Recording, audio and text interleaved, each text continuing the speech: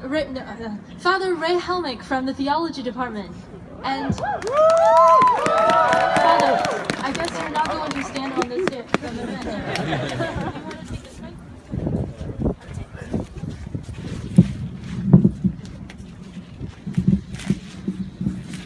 Sorry, you can't see me very easily, but I'm not really up to standing up on that bench. If I got there, I wouldn't keep my balance.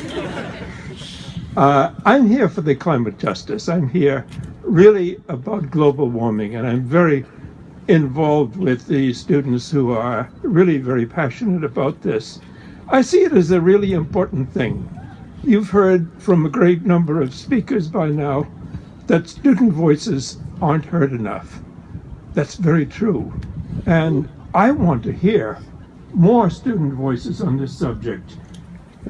The seriousness of this global warming threat is really enormous. We spent about 40 years, most of you weren't here for those 40 years, worrying about the fact that we could have the whole world destroyed anytime by nuclear exchange. That was tremendous. It was a huge weight on everybody. It could happen suddenly. The global warming threat is the equal of that. The threat is that within your own lifetimes, it's students who are really responsible to speak of this. At my young 83, I don't really have to worry about it too much.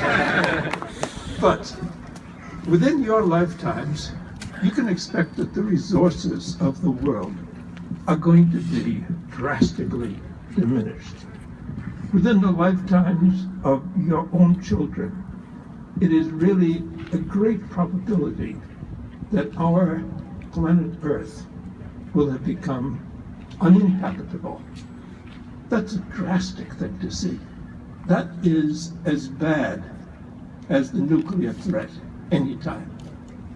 Your student group here is very anxious to see that Boston College do things.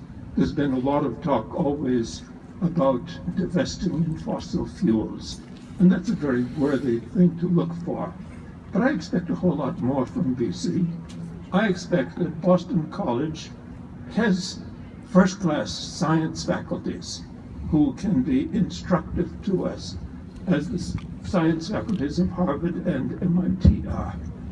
We have two different theology faculties in this school. This is an enormous ethical question. Our theology faculties ought to be taking this most seriously. It ought to be a thing that you are hearing about all the time. We have a first-class law school. This is a legal issue.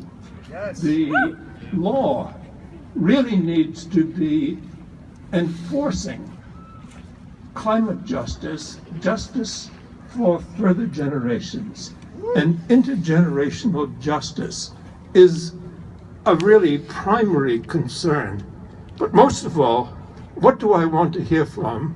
I want to hear from you. Yes. You, the student generation. There were student movements during the 1960s.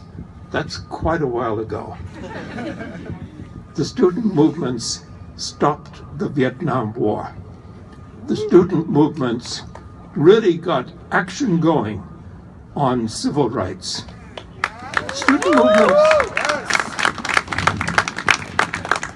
Student movements really never got to nuclear warfare. That's really a shame. But now with this question, which is of such enormous importance, I think that there ought to be a student movement on the scale of the 60s.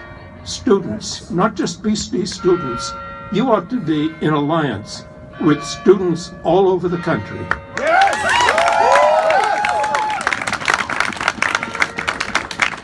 You should put a stop to the way the planet is being ruined for filthy lucre. That's your job.